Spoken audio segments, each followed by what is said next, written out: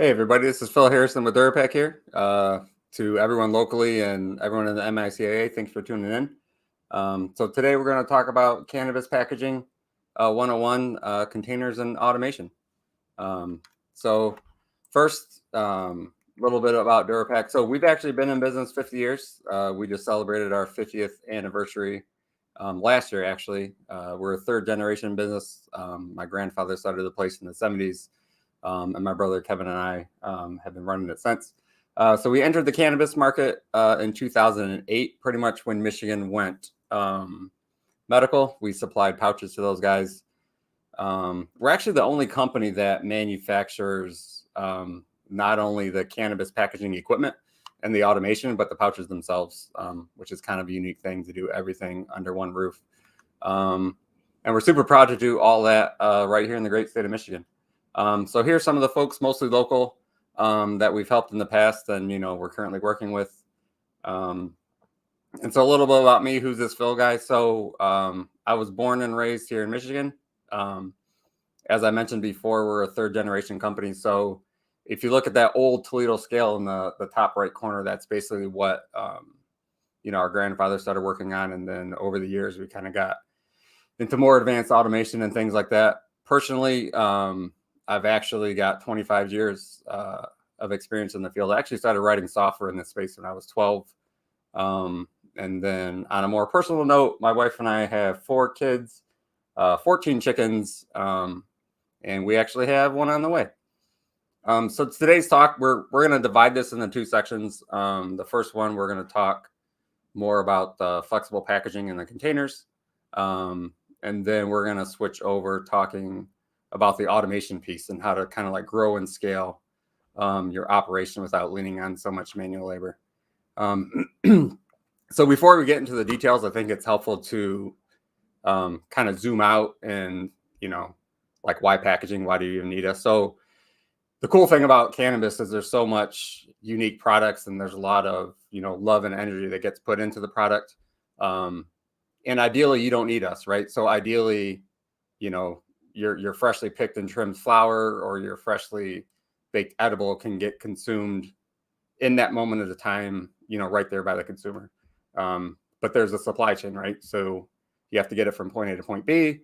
You got to get it to the dispensary. And so the goal for packaging is we basically want to preserve the product so it gets delivered to your customer the way you wanted it. And I think it's important to keep this in mind. As you design your packaging and as you automate, that the whole purpose is to really make sure that your product gets, from your facility to the customer the way you intended it. So first we'll talk about containers. So let's kind of contrast and compare the 2 basic types of containers. So flexible, this is anything typically like a pouch. So the cool thing about flexible packaging is it offers much better print options. You can do really full color, high resolution graphics. You can print edge to edge, extremely high resolution. So you can do things like photos and stuff like that. Rigid, it's really, really hard to print directly onto a rigid container. So most rigid containers like glass jars and plastic containers require some type of a label, which, not only do you lose some kind of print fidelity, but it's a whole extra process that you either need to do manually or now you need to invest in the automation to do it. So flexible inherently is lower cost because there's a lot less material. Rigid containers, there's a lot more material, so it usually comes at a higher cost. By using less materials, flexible is inherently more environmentally friendly. But rigid containers, they do offer a higher end appearance. We see this a lot in the flower space where, some of the more commodity flowers might go into something flexible, but the really, really high end stuff might, go into a glass jar.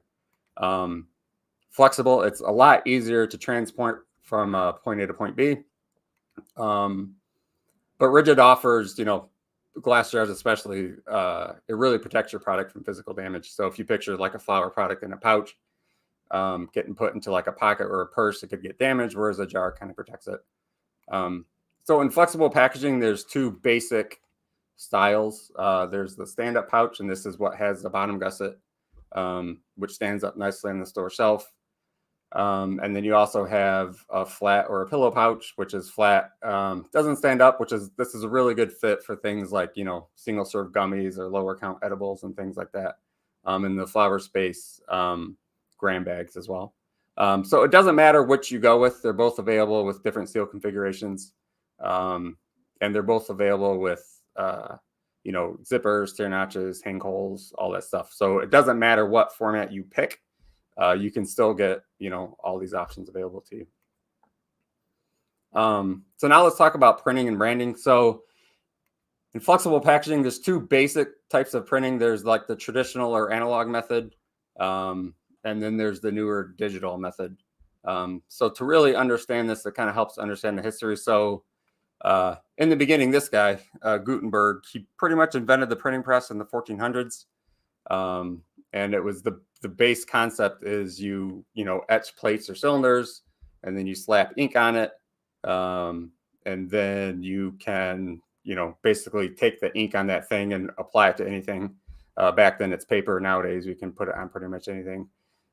Although he's credited with it, this actually goes back much further than Gutenberg in the 1400s. So in the 800s, they actually found, they've been doing this with wood, where they would actually engrave characters and do it.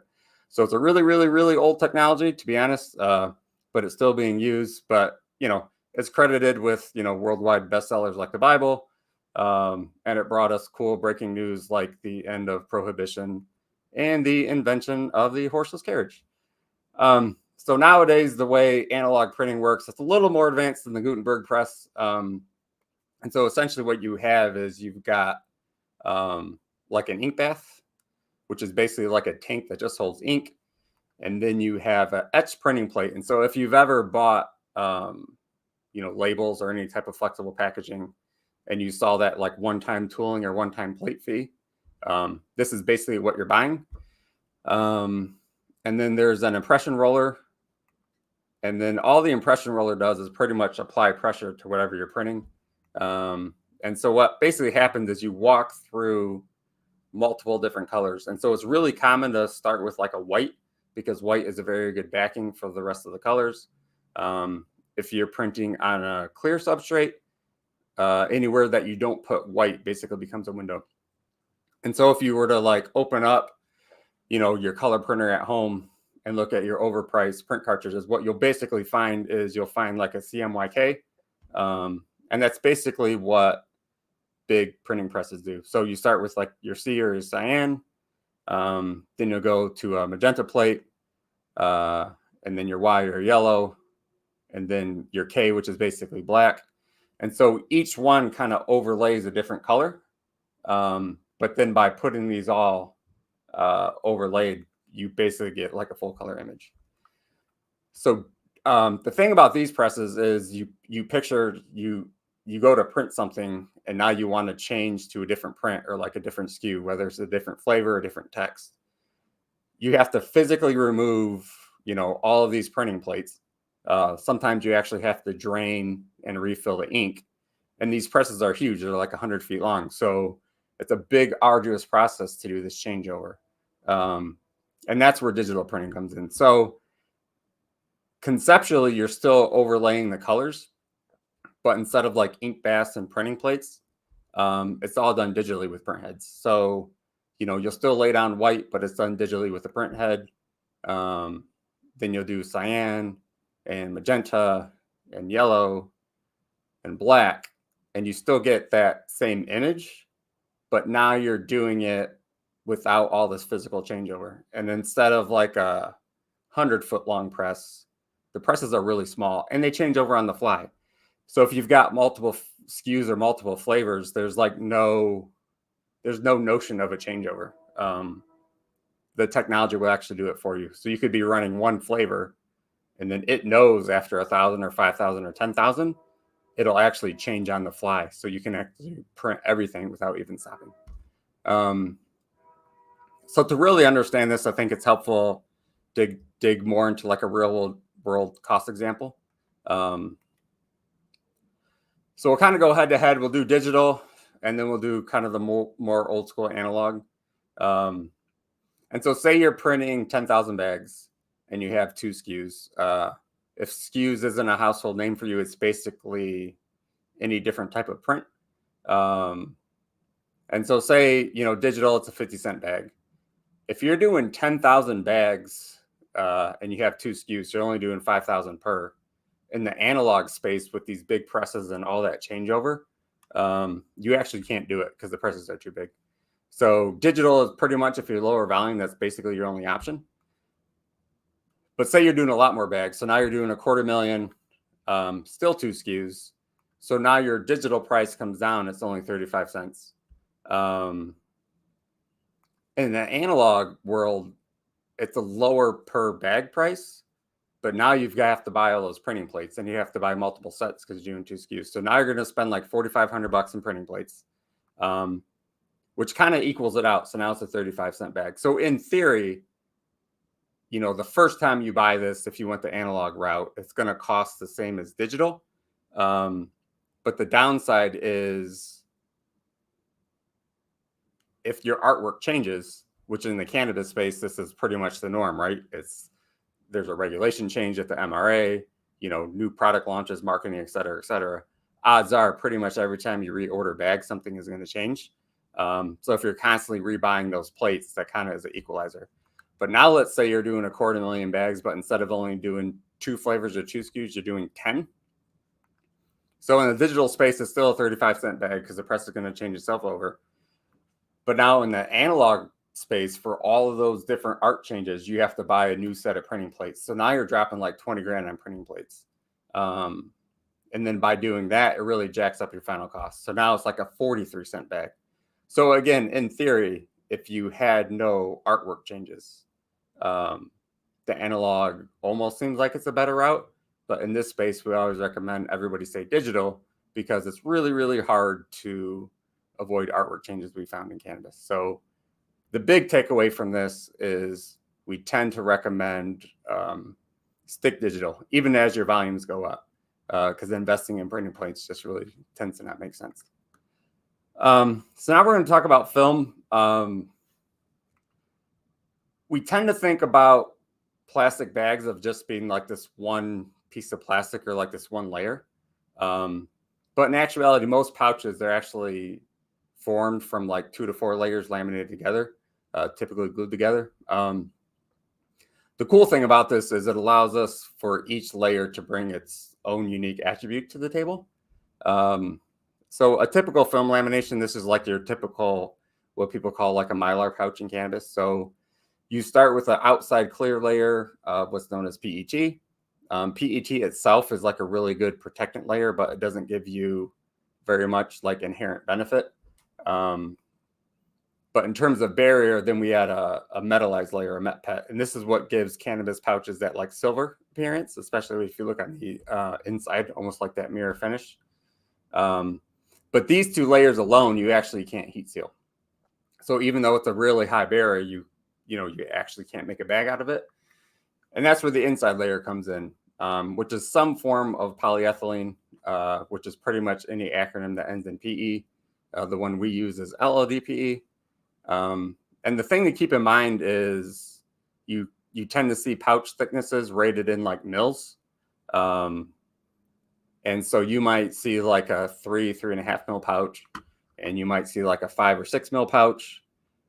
And the perception is the thicker the bag, like the better it is. But in actuality, it's those top 2 layers that are always a 0.5 mil each. That's what gives you all the barrier. That's what gives you all the advantage. So the only difference between like a 3 or 4 mil pouch and like a 5 or 6 mil pouch, it's actually that sealant layer. And so it doesn't give you better shelf life. It doesn't give you, it's not more smell proof.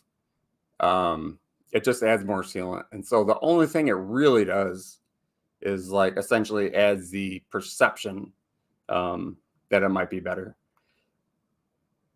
So this stack up, what you'll typically see is you'll just see it pretty much with slashes in between. So you'll see all these confusing acronyms. You'll see the slashes in between, and then you'll typically see like a comma or something in parentheses that gives the overall thickness. And then you don't have to print the pouch, but if you do, the ink is basically just between those top 2 layers. So this is why if you ever took a pouch if you ever attempted to like scratch the ink off, it's impossible. And the reason that is because the ink, it's not actually printed on the outside. It's actually trapped between the PET and the metallized side. So now let's talk about barrier. This is basically what makes your cannabis pouch smell proof. And it's what extends your shelf life. So to really understand barrier, it helps to understand how we test it. So basically the way we test it is we take a layer of film, we put it in a specialized instrument, and then that instrument, we're going to put pure oxygen on one side and pure nitrogen on the other. And then there's a sensor, an oxygen sensor. And so we like to think that film and bags are like airtight, but they're not. And you've probably noticed this if you ever put flower weed in your typical hefty sandwich bag, you can smell right through it. And that's because air is freely moving through it. And then so basically what happens is over time, the oxygen particles are going to move across it. And then with an oxygen sensor, we can measure the rate that happens. And the thing to keep in mind is you pretty much want a rate as close to 0 as possible. So nothing is perfect, but you really want your rate to be basically in the fractions. Like if you see OTR or oxygen rates, north of 1 for cannabis, that's kind of bad news. So an often overlooked thing is how to size your pouches for automation.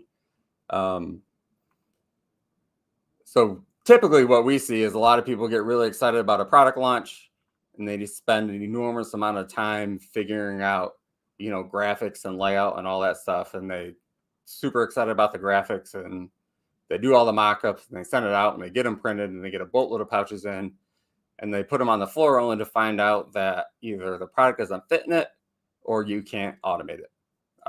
So this is a process that we recommend. So we highly recommend you start off taking pretty much plain pouches, which, companies like Dura-pack, we offer for free, and then manually fill them with your product.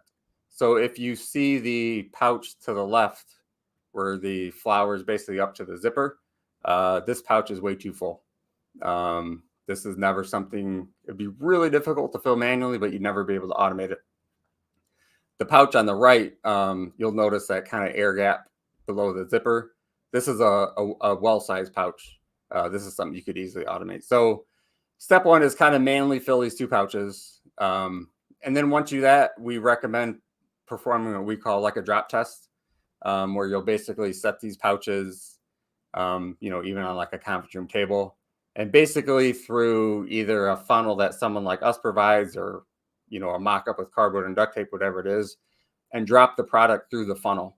And what you're trying to see is that the product doesn't bridge or get clogged or stuck on the way in. And then if you pass that test, you're only dumping a few at a time, but what you really need to do is try to test, 100 or so at a time. So then the best thing to do is to get like plain or clear pouches from your supplier and test them on the actual equipment. So it's one thing to run 3, 4, 5 pouches, without incident, but it's a completely different thing to run over 100.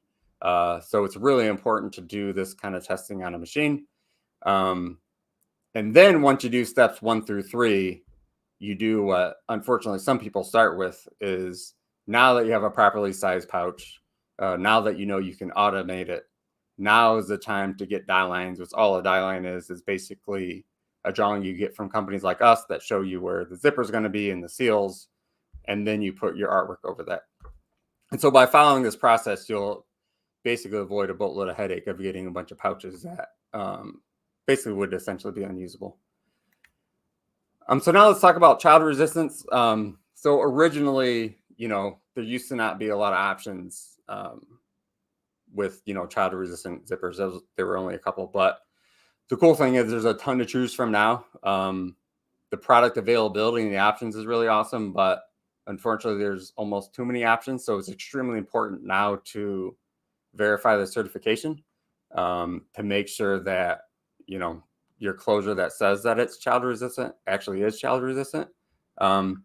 It's also extremely important to vet the full supply chain. So, you might have the the best zipper in the world that's child resistant, but if the film that the zipper is attached to is not child resistant, the film itself can tear away. And then who's ever making the final pouch, if they don't follow stringent QC standards and they haven't made a certified pouch before, if they fail in the pouch manufacturing, even though you invest in a good closure, you might end up with a pouch that's not child resistant.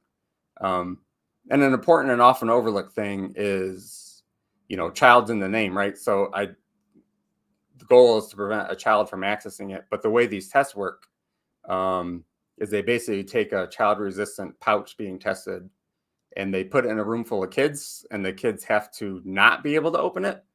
But then those same pouches have to go into a room full of seniors and they have to be able to open it. So if you make a pouch that's so hard to get into, and it kind of solves the child equation, if they put it in a room full of seniors and they can't open it, you'll actually fail the CR test and not get your certification. So I kind of mentioned prior about the film. So a huge thing about the film, even if you have a really good CR zipper, you need a film or a resin that supports a really strong seal and a strong bond. It has to be very puncture resistant. I have kids that are extremely resilient. If you put something good enough in a bag, they're going to bite or do whatever it takes to get into it. So you need a film that's puncture resistant. You need a film that's tear resistant. So if they dig a nail into it, they can't easily open it. And if you're dealing with a reputable supplier, they know pretty much how to achieve this. And it's basically choosing the correct types of film and the resins, getting the orientation, believe it or not, at the molecular level, how it's oriented matters, and how you take all these different layers and glue it together makes a big difference. So now we're going to get more environmental and talk about, green flexible packaging, which is a pretty common and hot button topic. So I think before we talk about all the things coming and being worked on, it's important just to touch on inherent benefits. So inherently, if you're going flexible and using pouches instead of like jars, you're inherently more green. And you're more green because pouches inherently use a lot less fossil fuels in transport. So there's less greenhouse gas emissions. It uses a lot less precious resources like water to produce. And overall, there's a lot less material. So it's just a greener alternative in general.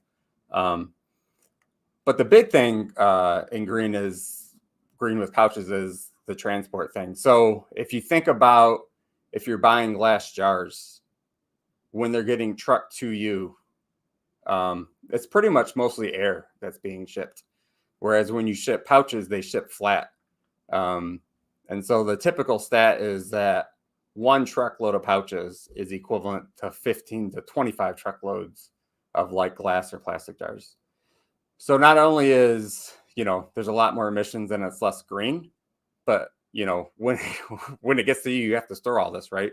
So think about storage space even when it gets to you. So inherently, this makes green more flexible, more green. So kind of like looking into the future of what's, available now, it's being worked on. There's a lot of green concepts or technologies. So there's recyclable, there's compostable, there's biodegradable, and my personal favorite is the bio-whack-a-wuttable, which is pretty much people like to make up terms where they put bio or able, and then they make it sound green, and then people will buy it. Which kind of brings us to the concept of greenwashing. So for those of you that don't know, greenwashing, it's pretty much like a marketing thing. It's just the process of conveying a false impression and misleading people that your product is green or you're somehow environmentally sound, but really it's mostly just a play on words, and none of it is true. And we see this a lot. A lot of people spend a lot of money on this, and internally they like check a box like, okay, we're green. But if you kind of like look under the hood, it's actually all marketing BS. There's really no advantage to it. And so that kind of just brings us to like the myth of green cannabis packaging. So we've been working on this for over 5 years. In our eyes, recyclable shows the most long-term promise. At the resin and plastic level, you can get something that's recyclable It's just kind of waiting on the infrastructure because a lot of plastic bags are not easily recyclable right now. In the compostable space, one thing to look out for is you will often see a certified compostable package, and it has a stamp and the seal of approval. But it's actually only industrial compostable. And industrial compostable basically means if you were to put it in your backyard compost pile, it'll hang out forever. A lot of people see compostable and they think, well, if you put it in a landfill, it'll disappear faster, but that's actually false. You literally have to take it to an industrial compost center. And who actually does that, right? We don't take stuff to industrial compost centers. Biodegradable, there is biodegradable packaging that exists. The challenge specifically when we start talking about cannabis is if you think about all of the things we need to make a cannabis pouch protect the product. It has to block out things like oxygen, moisture, and UV light. And if you think about biodegradable, by design, it has to break down under the presence of oxygen, moisture, and UV light. So to design a pouch to protect your product from these things, but it also has to break down in the presence of these things, that's a very difficult thing to do. So biodegradable packaging exists, but in the cannabis space, where we actually need to preserve the product, it's an extremely difficult thing to do. And then my personal favorite, and just buyer beware, is when in doubt, you'll see people that make up names that start with bio and then enable, and then they think it's green and people buy it. So I touched earlier that recycle is where we think the future is in this space. Dow by far has the best technology. It's called Recycle Ready. This is where we've done pretty much all of our testing. So the cool thing is it's comparable in performance to what we would call a traditional Mylar package. It has very similar barrier properties. In terms of the infrastructure, this is what's lacking a little bit. But if you think about most municipalities that can't take it curbside, the grocery stores take it. So if you think about like Kroger and Meijer and local grocers where you can take your plastic shopping bags to and they recycle it for you. Basically, if you have something that's Dow Recycle Ready, you can take the bags there and they recycle it for you. So curbside solutions are still being developed. I think California is probably making the most progress on this front. But there's some really cool at-home solutions available too. So there's like at-home plastic trash compactors, basically, where they're small units, but you can put all your plastic bags into it, and it basically will like cube it out. So you end up with like a plastic cube, and because that plastic cube is now solid and rigid, you can actually then put that in your curbside solution, and they can grind it up and process it in their recycle centers. So now I'd like to talk about just how important we feel it is to source specifically cannabis pouches domestically. So just being super transparent, as a company, we've been importing for like 15 plus years now. We're not against it. It makes sense in a lot of circumstances, especially if you're doing really basic things like, granola or sugar or chip pouches, whatever. But in something like cannabis where the, risk is potentially high, I think sourcing domestically is really important because it lowers your risk profile. And one of the big things is like, where are the final quality control checks being performed?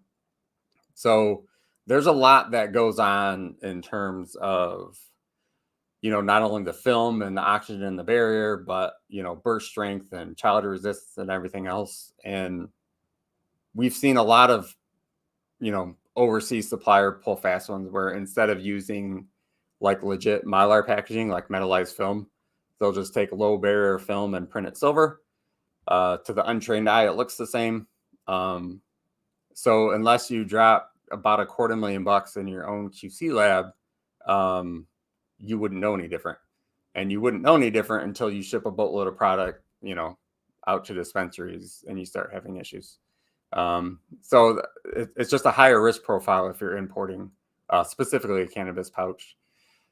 And then something that we've all been dealing with is the supply chain, right? So COVID disrupted pretty much every aspect of the global supply chain. Not only do you have the headaches of just getting stuff in, but costs have gone up through the roof. You know, about 10x what a prior costs were just to get a shipping container. Air freight's gone through the roof. Wait times have increased by month. And so not only are you sitting here waiting for your product forever, but when you're in a really disruptive, fast changing environment like cannabis, it's what can change in 10 to 30 weeks, you know, while you're waiting for your packaging, right? So you have MRA changes, you have, you know, your own internal marketing changes. So if you can like lower that 10 to 30 week from importing to, you know, 3, 4, 5 weeks by going domestic, now you get to place smaller orders. And as things change, you have enough time to change on the fly instead of potentially having all these bags sitting on the ocean that by the time they get to you, you actually can't use them. So that kind of concludes section 1. So now we're going to kind of flip and start talking about the automation piece. So most product and automation is weighed. So I think one thing we see a lot of is people confusing two key kind of specifications or metrics, and that is like resolution and accuracy. So I'd like to start with that. So resolution, it's basically the smallest increment of weight that can be detected. And what drives this, it's really the sensors and the electronics in the system. And you'll see this described in some type of weight unit of measurement, right? So you see it as like, you know, if it's metric, you'll see it described as like 0.01 grams. And so a lot of people look at this and they think, oh, 0.01 grams, that's going to be my accuracy. But in reality, it's not. So the final accuracy, just by design, it can never be as good as the resolution. The resolution is just basically saying I can count by, or I can detect 1 gram or 0.01 grams. It doesn't mean that you'll be that accurate. So accuracy, it's how close, you know, what the reported weight is to the actual weight when you go to verify it. And so this is driven by the system design, you know, the resolution, the product that you're running, and the environment. And so a general rule of thumb is your accuracy can never exceed, you know, 5 to 10 times the resolution. So if you see a resolution of 0.01 grams and you want your accuracy to be 0.01 grams, you actually need to go out a decimal place, right, to get that kind of accuracy. So to look at this in the real world, I think it's, you know, we can look at 2 different weighing technologies. So there's 2 basic types of weighing technologies when you go to automate. One is linear net weighing, and the other is combination weighing. So in linear net weighing, the one on the left, you're basically feeding product into a single scale bucket, whereas in combination weighing, you're actually dropping product into multiple scale buckets. And so if you look at this example, say we're doing cannabis flower in 8ths, which is 3.5 grams. In the linear net weighing example, where you only have 1 scale bucket, you're always at the mercy of whatever is coming off the feeder. So, you know, you drop a nugget, it's 0.62 grams, and then you start accumulating this weight, and you get closer and closer. So now we're at 3.17 grams, and we're trying to hit 3.5. But we're at the mercy for whatever is kind of fed next, right? So depending on how product is sized, it could be big, it could be small. Whenever you drop a larger nugget that weighs a lot, you're just going to go drastically over. So even though we're trying to get 3.5 grams at the end, we got a bigger nug. Now we're like 0.8 of a gram over. So the way you solve this is you go to combination weighing. So in combination weighing, instead of a single bucket, you have typically 10 to 14. The units that we work with are 14. And then it kind of doesn't matter what gets dropped into each bucket. They can be pseudo random amounts, in, you know, 1 piece or multiple pieces. And what happens in combination scales is the internal software algorithm is going to look across this array and see what combination is going to give me exactly, you know, an 1/8 ounce or 3.5 grams. And so what it's going to do is it's going to say, okay, you know, that bucket, and then that bucket, and that bucket, and that bucket, with their powers combined is going to give me exactly 3.5 grams. And so this is a really good example. Like both of these systems have a resolution of 0.01 grams. But the linear net where on the left, your accuracy is much worse, and it has to do with the overall system design. Whereas the combination method, same resolution, but much greater accuracy just because of the overall system design. So I'd like to briefly touch on flower packaging. In cannabis edibles, there's a lot of food packaging equipment that you can basically use, to automate edibles. But flower is such a unique thing. It's something that really needs to be purpose built. A big mistake that we see is people taking traditional food packaging machinery to run like granola or chips or whatever, and then trying to use it in flower packaging. And although the concepts like combination weighing that apply to food can apply to flower, the machine as a whole really needs to be purpose built and designed for flower packaging. And so, outside of the fact that it's extremely unique, is gentle handling is extremely important. You spend all this time, growing and cultivating and trimming and preserving the trichomes. And if you drop them like 4 or 5 feet in packaging, it's going to destroy it. So you really need gentle handling, minimizing product drops. You need extremely high resolution scales. A lot of food packaging machines, the resolution is like in tenths of a gram or maybe whole grams, where in flower packaging, you need to be more in like 0.01 or hundredths of a gram. And from a weighing principle, you really need to leverage combination weighing. It's pretty much the only way you can reliably package and weigh flower. So that kind of covers flower packaging, but another big thing to talk about is edibles. And so in edibles, especially gummies, there's 2 basic ways you can do this, counting or weighing. So there's 2 basic ways of doing this. You can do it optically, where basically product passes through a sensor, or you can do what we call weigh counting. So you can choose either method, optical or weigh. Optical counting, traditionally, it requires strict product orientation, which means you need to use what's called a bowl feeder to get product to go single file. Weight-based doesn't really care about strict product orientation. It just cares about a consistent piece weight, because basically we're weighing the product and then, dividing the weight by a known piece weight, and then we know the actual count. So let's look at an actual example. So optical system typically has some type of a funnel going into your your package, like a pouch. There's some type of a sensor, typically like a laser sensor, that's going to shoot across it. So now we go drop a gummy through. So the machine's going to count it at 1. Actually, it is 1. We drop another one. The machine's going to count it at 1. The actual count in the bag is 1. So now we're at 2 total. So now let's say something happened up above, which in gummies is pretty common. Say you drop 2 at a time. So when you drop those 2, the machine sees it as 1. But in actuality, you drop 2, right? So now we think there's 3 pieces in the bag, but in actuality, there's 4.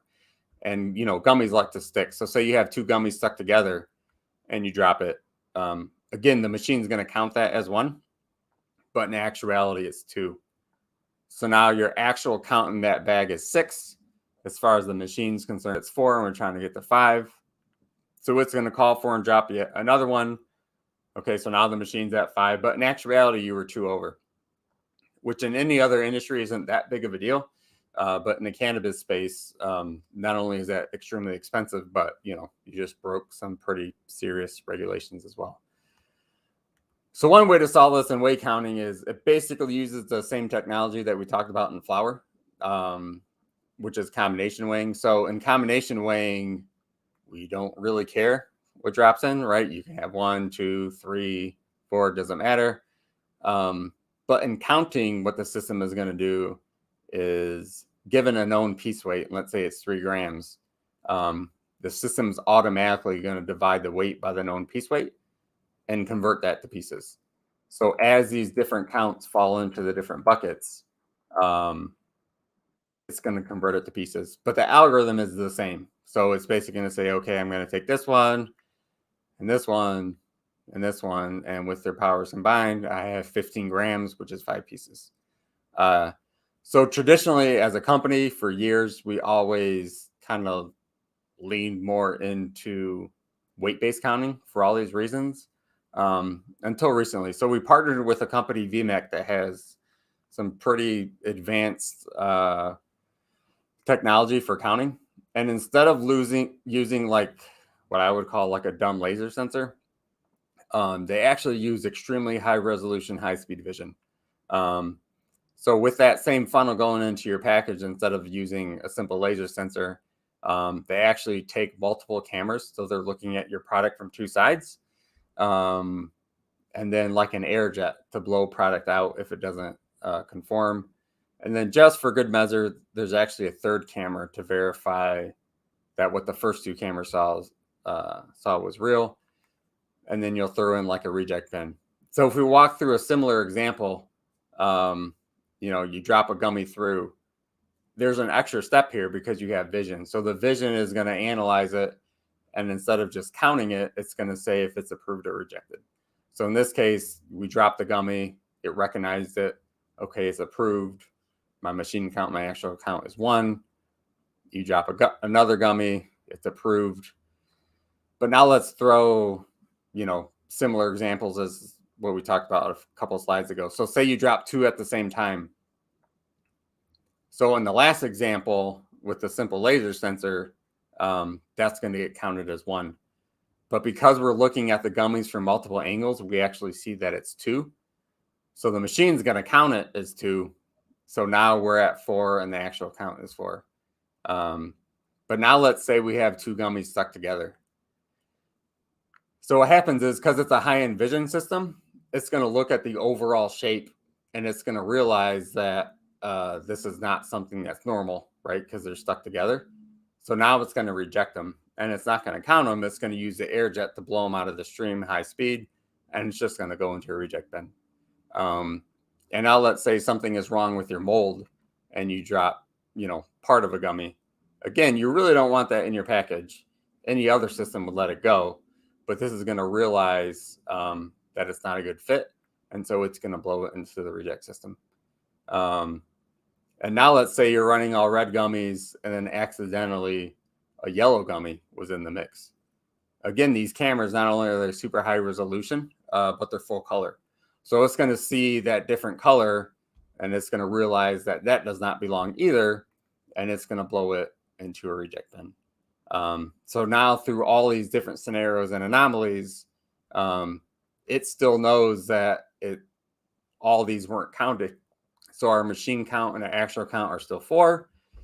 And now it's going to drop another one and count that one. And now we actually have a good legit package of fully 100% inspected gummies. And the count's perfect every time. So now let's talk about gas flushing. This is more in the flower space than the edible space. Instead of gas flushing, sometimes people will call it like nitrogen flushing or nitro flushing. A common misnomer is people think that somehow nitrogen itself actually preserves the product. In reality, all nitrogen does is get the oxygen out. So the air that we breathe is roughly, give or take, 20% oxygen. When you package the product, if you want to extend the shelf life, the goal is to take that 20% oxygen and get it as low as possible. 2% is kind of common. And so the way to do that is you just got to pump some inert gas into the package to get the oxygen out. Nitrogen is super abundant, so it's a cheap inert gas to use. So by putting the nitrogen in the package, you're basically getting the oxygen out and lowering that overall oxygen level in the package. This is mostly done to extend shelf life. Another important thing to keep in mind is you really have to use a high barrier film. So if you're using a low barrier film that easily lets oxygen come in, and then you gas flush it down to 2%, within a really quick period of time, it's going to get back up to 20.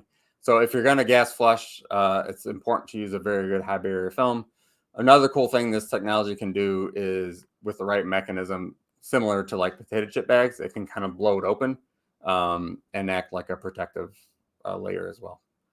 So now we're going to touch quickly on printing and labeling. So there's three core technologies: inkjet, thermal transfer, print and apply. So inkjet is a technology that when you look at like a lot or a date code, you can actually pick out the individual dots. This is really good for like a 1 or 2 line quick and dirty Best Buy or a lot code. It's not good at all for things like metric tags or any type of barcoding. And if you look at the example there, imagine if you've got a really fine point font for like a metric tag or like a 2D barcode. If a dot gets out of place, you're not going to be able to read it anymore. So for like a lot of things in cannabis, we tend not to recommend inkjet. We tend to recommend thermal transfer. So the cool thing about thermal transfer is it's extremely high resolution. You're basically using heat to transfer information from a ribbon onto something like a label or a package. You don't have the individual dots. So for like metric tags and barcodes, 2D or 1D, thermal transfer is the best bet. And the cool thing about thermal transfer is you can transfer it something to like a label, and then using a print and apply system, you can then take that label and automatically apply it to a Mylar pouch or a jar or any other type of container. So I want to touch briefly on package inspection. There's 3 basic machines in the package inspection space. So the first one on the left is check weighing. The way these systems work is you have like a conveyor belt on some type of load cell. And as the packages travel across, it weighs them, and you basically go on the screen and put, your lowest and your highest acceptable weight. If it falls outside of tolerance, it'll kick it off.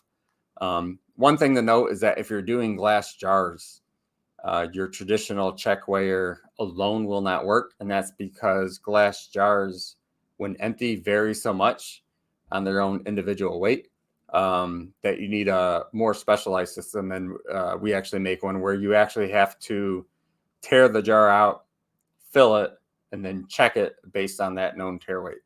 So it's just something to keep in mind. If you have an existing jar filling operation, just dropping a check weigher in probably won't work.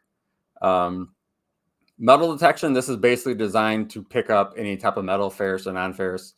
It works really well as just like a really basic method of looking for foreign material. The only downside is, it has to be metal. So to make this really work in your facility,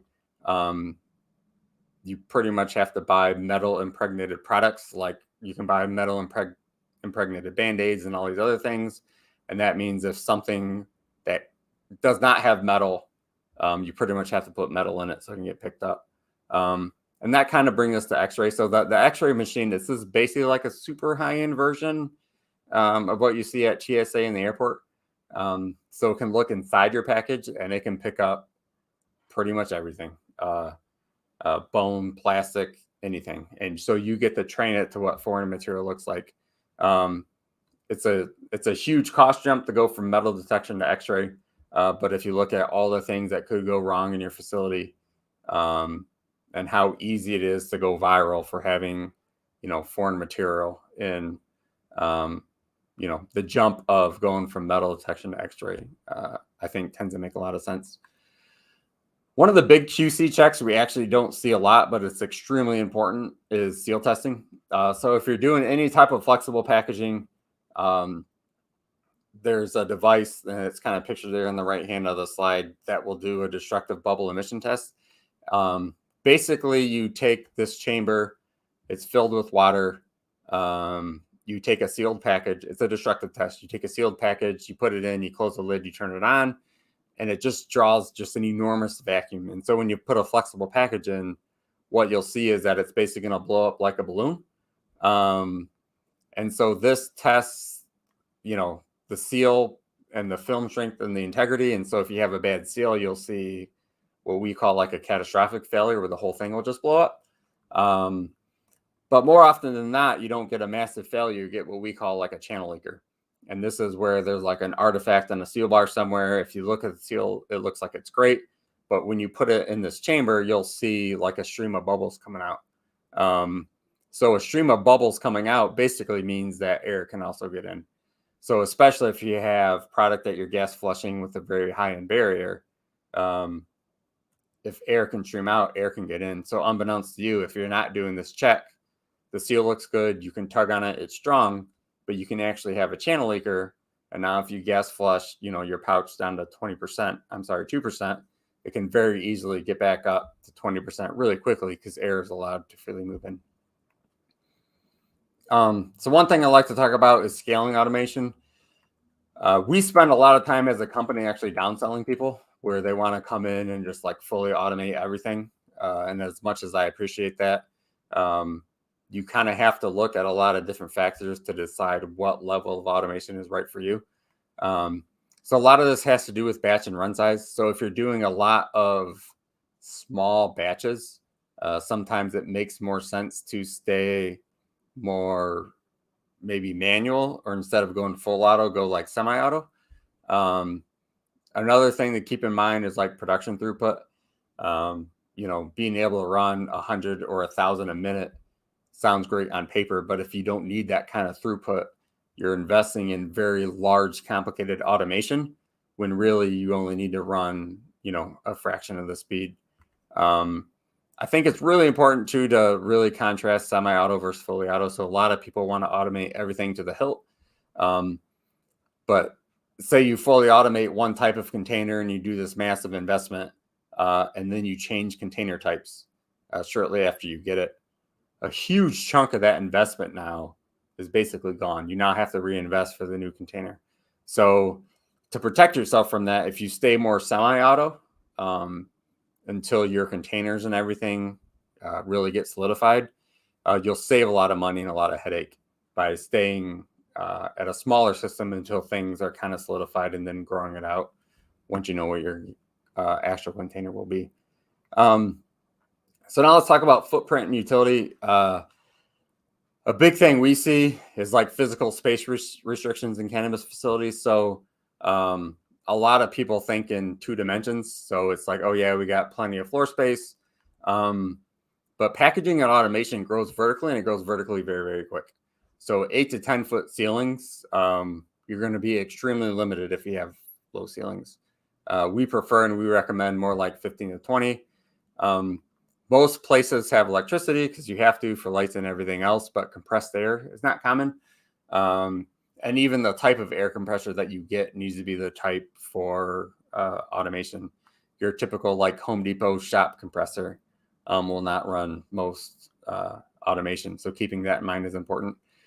And electrically, if you're buying a lot of smaller automation, you can just plug it into the wall. It's going to be like 110. But if you're buying bigger automation, you're going to need higher voltages like, 230 or 460, and you might even need 3-phase instead of single phase. So talking to your OEM who's ever making your machine really early on is important, so you can make sure that you have the right utilities to actually run it. And a big thing we run into a lot of, believe it or not, is actual door size. So we've been into a lot of facilities where there's plenty of space. They have the big, beautiful high ceiling, and they buy all this automation. But to get into the space, there's no bay door or anything. It's like a single main door or maybe a double-sized door.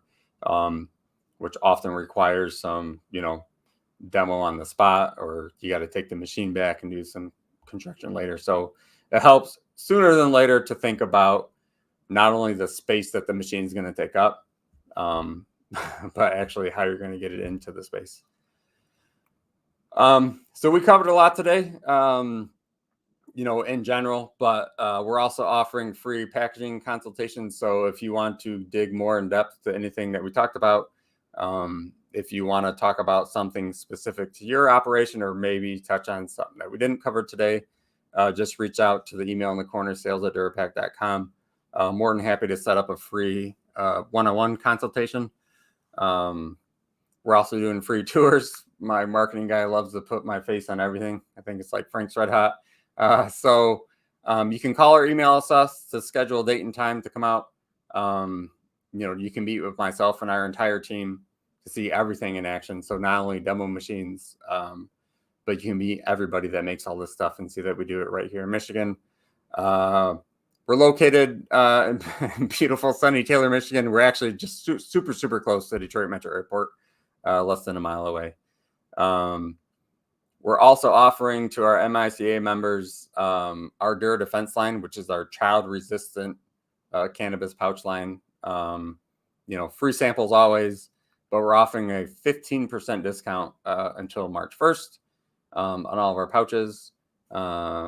So at this point, I'm going to open it up for questions, and then I'll go ahead and flip to, contact information as well.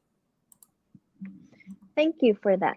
There were a couple questions, so let's get started. So how does a person know when and if they are ready for automation? That's a really good question.